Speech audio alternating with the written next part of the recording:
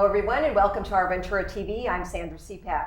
On today's show, we'd like to welcome Canine Companions for Independence, the Valley to Sea chapter. And we're going to have some guests. They're going to talk about raising the puppies for the organization, as well as someone who did receive one of the puppies for her use. Thank you so much for joining us on the show today. We'd like to introduce each of you. This is Pam Williams and her dog, Hibiscus. No. Thank you. Okay. And we have Elizabeth and Alan Howell and their puppy, Dempsey. Hi. And you are from Canine Companions for Independence, and your puppy comes from the organization as well. Correct. Okay, terrific. We're going to talk a little bit today about all that Canine Companions for Independence does for so many people. Alan, let's start with you, and you can give us an overview of the organization. Okay. Canine Companions for Independence started in Santa Rosa, California in 1975. Okay. They've placed over 5,000 graduate teams in their history, and it's the nation's largest provider of service dogs to people with physical or developmental handicaps. Okay. They have 7 chapters around the country. Excuse me a second, Dempsey. No. Part of this is the ongoing coaching. That's right. And they do all their own breeding. They use Labrador Retrievers, Golden Retrievers, and they cross the two. People like ourselves are puppy raisers. We raise the puppies for about the first 18 to 20 months of their life. Okay. And then they go to advanced training, and if they're successful, they find themselves in a working career like Hibiscus here. Okay. How soon after the training does the owner that receives the dog go through training as well? Pam, you Pam, just we'll went talk to you through a little it. bit about Yes. that. So Okay. we go through 2 weeks of intensive training. You do. Okay. So it's 9 to 5, Monday through Saturday the first week, and the same only the next Monday through Friday the following week. Okay. So there's field trips involved, different tasks that you're learning. You're learning first on a carpet dog, what they call a carpet dog, Okay. a fake dog, and then you get to practice on the real dog, just to okay. cause less Interesting. stress to the dog. Okay, wonderful. Elizabeth, let's just share a little bit about the actual receiving of the dog and then raising it for that amount of time. How is that when you take on the dog and you take on the responsibility of We do. raising it to give to someone else to make their life so much better? We get the puppies when they're 8 weeks old. They're generally not potty trained, haven't been on a leash. Okay. So the organization is trying to do more earlier on. But we teach them about 40 basic behavioral commands, do all their socialization, so we get to take them with us almost everywhere we go, and teach them good house manners so they'll be nice working dogs for people who need them. I'd like to add an important point that these dogs are provided free of charge to people who need them. That is an incredible thing because a lot goes into raising the puppy to turn over now to someone who really is in need of the dog. Correct. So that really does make a difference. And we're going to get into that as we get on the show. We'll talk about fundraising and all those things that Marvelous. make a difference in raising these puppies. Elizabeth, also, when the dog comes to you, Nope. do you have to No. work with it on a daily basis? Is it every day? Is it just like having your own dog? I mean, basically, That's an what excellent it question. is. That's an excellent question. Sorry. Yes, we work with them at the beginning. You know, little puppies don't have a long attention span, so we'll Right. just work with them for a few minutes at a time, quite a few times during the day. Okay. And as they age, and we only introduce one command at a time. Okay. And as they age, we add more commands, and we work with them less number of times, but for longer periods of time. I see. But then we start incorporating the commands they've learned into their everyday life. Okay, that's great. Alan, are you able to share some of those commands Sure.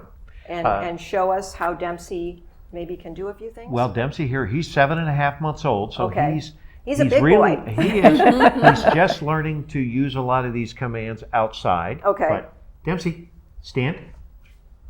Yes. Good boy. And you'll hear me use a high-pitched yes. Okay. And then I'll try and use treats sometimes to keep him encouraged. Dempsey, sit. Though over time we will wean them off of treats. Is that right? Sit. Okay. Yes. Okay. Shake. Good boy. Dempsey, down. And while these look like they're basic command, nope. Dempsey, what are we doing? Good, down. We only give the command once, and we give him a chance to respond to Okay. it. We want him to learn what he's supposed to be doing, not just responding to a repetitive issue. Okay. Good boy, Dempsey. And some of these things look like they're just basic commands, but here, we'll do one that's a little more. Dempsey, stand. Lap. Oh, you like a lap. Yes. Good boy. They do things like this, and so that we can groom them. People get used to them looking at their teeth, Oh, good. checking ears, we look at paws, Okay. and all of these things get them more used to this, so when they go to a graduate team, or they become They're part of a comfortable. graduate team, Right. all of these things are second nature. Dempsey, Okay. off. Yes, good boy. Down. Very nice. No. That's great. This is such an important and life-changing nonprofit organization, Canine Companions for Independence. It makes such a difference in the lives of people like Pam. Let's talk about that, and let's hear how life-changing it has been for you to have Hibiscus in your life. So Hibiscus is my third dog. Okay. And before I had her, just like my other dogs, I didn't realize how much I dropped things. Okay. So she will retrieve items from my keys to bottles of water to Okay. packages, what have you. I can tell you the best experience that I had when I didn't have her that Okay. made me realize I needed her. Uh-huh. I was in my car and I had just parked my car on the city street.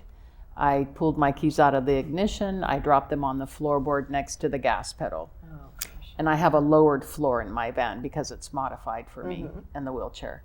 So no one around. Had to wait outside for maybe 20 minutes until someone came by or I could flag someone down in Okay. order to go inside my car and get the keys off the floor. Right. So So- Hibiscus comes along, she comes in and picks up my keys, and that's the best story I can give you of her purpose for me. Okay. What are some of the things she does around the house? So she'll open and shut doors, she'll pick up Good. stuff, she's been trained to turn on and off the light switch. Wonderful. She can get stuff from the refrigerator. Some of them are working commands.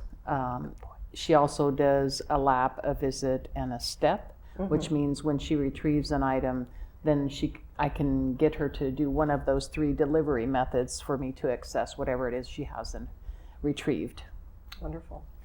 I think it's really important that it gains a lot of independence for you to have Absolutely. Hibiscus in your life, for you to be extremely independent. And it helps a great deal for you to go on and do the things that you like to do.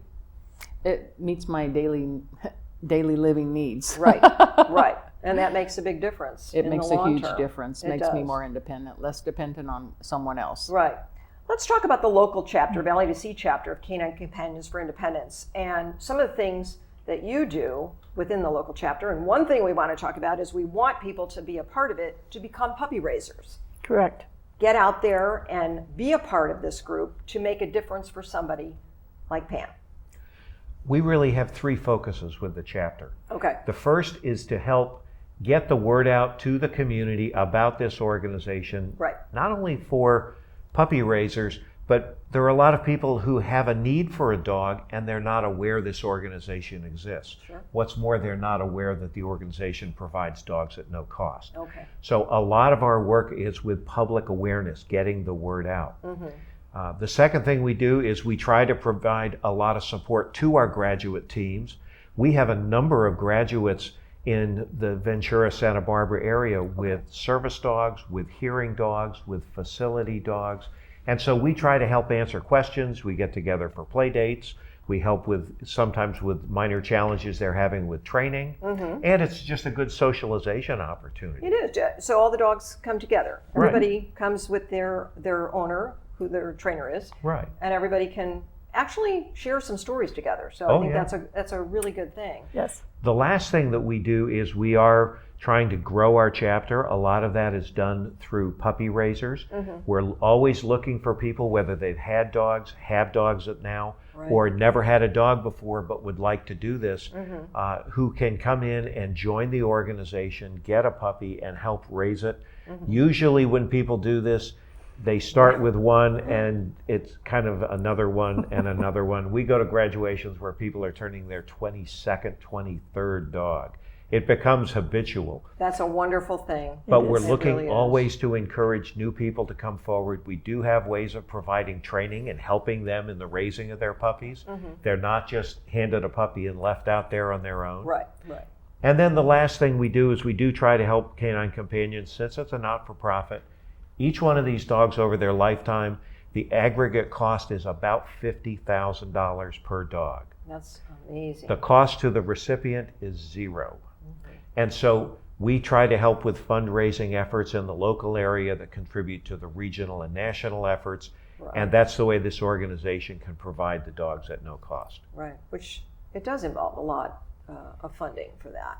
It Let's certainly talk about does. some of the ways that you raise funds to help raise the dogs. Well, certainly we do a lot of outings and social engagements, and we Okay. do events there where people come and if they want to make small contributions, we're happy to receive them. Okay. The biggest thing we do is we have an annual fundraising event. Our next one is Canines in Comedy. It'll be the 27th of June at the Levity Live facility over in the Oxnard Collection. Okay. We'll have several dogs there. It'll be an evening of comedy. We'll have some auctions, give people a chance to come in, spend some time with the dogs, learn about the program, and have a good, fun evening of laughs. Absolutely. Now, Pam, are you still involved, even though you now have your puppy? Do you still go to meetings? Do you still stay in touch with the local chapter? Absolutely, I'm the fundraiser for the chapter. Wonderful. Then they need you. You're the go-to person. That's great. That's very important. And do you get a lot of comments from people that are a little apprehensive about maybe taking on a service dog, taking care of a service dog? I think so. I think in the beginning, people Yeah. might look at it like an overwhelming task. Okay. But once they get a chance to get a little bit of education, see the support that's available, Right. they can also co-raise with another person. So Right. if they're not sure they can do it on their own, they can also Okay. have someone that they That's can do good. it together. So that's an option always. But once they get a chance to work with the dogs, I see that all the time, that people just fall Right. in love. And the bigger Those paws part when they of- come around you, oh my goodness, it's all over. You're done. you're done, yeah. So That's great. I would say put that to the side. Don't even worry about that. Yep, right. I think one of the hardest things for people would be to give the dog back, which is why people are a little maybe apprehensive about committing to the program. I feel, as I'm sure you do, that this is something that you are giving for someone to make their lives so much better. And you can't look at it that way. You can't look at it like, what's going to do to me? It's going to make somebody's life so much greater and better. I'd like to say, first of all, yes, we put in time and effort, Right. and we fall madly in love with each and every one of these dogs, but we get back far more than what we put into them to begin with. People ask us all the time, how can you give them back? Right. We'll honestly say we fall madly in love with each and every dog. We remind ourselves every day they're going on to a higher purpose. And even when we give them up, we're so eager to hear how they're progressing. And meanwhile, we get another one, we start all over again, and we fall in love all over again. I think the There you other go. part of this too is if you spend 10 minutes with a graduate like Pam and Hibiscus, and we refer to them as a graduate team because that's really what they are. It is a team, absolutely. If Yes. you spend 10 minutes with them, you get it. Yeah. You understand what it's all about. Right. And it makes it that much easier to really put your heart and soul into this. And then it's like watching your child go off to college. And we call it, when they go to advanced training, we call it puppy college. They go off to their advanced training. We follow their progress reports. No. Excuse me a second. Down. No. It's always our hope that the people who get them will stay in touch, and most of ours have, which is very satisfying. Our last dog graduated in December as a hearing dog, and the woman has said, we are such a team that we are not one without the other. Absolutely, I agree. Let's give the website for both the national organization and your local chapter as well, so people can find out more about becoming a puppy raiser, which we'd like to see, and also if someone is interested in going through the application process, they can go to the website. Well, the organization is Canine Companions for Independence, And the website is cci.org, cci.org. Okay. And that's the national organization, and you can find out all about all the various elements of this, including how to get a puppy and raise a puppy, how to donate money, or if you're interested in applying to be a graduate team, you can find information about that there as well. Wonderful. The local page, I'm afraid I don't know the address off the top of my head, but they can find it through cci.org and go to the Southwest Region chapter. Okay. We also have a Facebook page at CCI V2C, Wonderful. which stands for Valley 2C. All of you are doing such great work, and thank you very much for all the service that you have put forward all these years in raising these puppies. And for people like Pam now who receive the dogs, it makes such a great deal of difference for independence. Absolutely. Very Absolutely. Thank you for to having me. present you on the show today. And by the way, we should note that for Dempsey here, this is also wonderful training. It is. Everything like this is a new and different experience, and this is about the way they react to new and different experiences Very most good. of the time. That's great. Well, thank you, Elizabeth and Howell, and also your puppy Dempsey, and Pam Williams and your dog Hibiscus. Great guests. They're invited back anytime. Thank you. Thank you. They're very well behaved. I'm very impressed. So thank you all for joining us today on the show. Thank you very much for having us. And thank you for joining us on Our Ventura TV. I'm Sandra Siepak. I look forward to seeing you next time. Bye, everyone.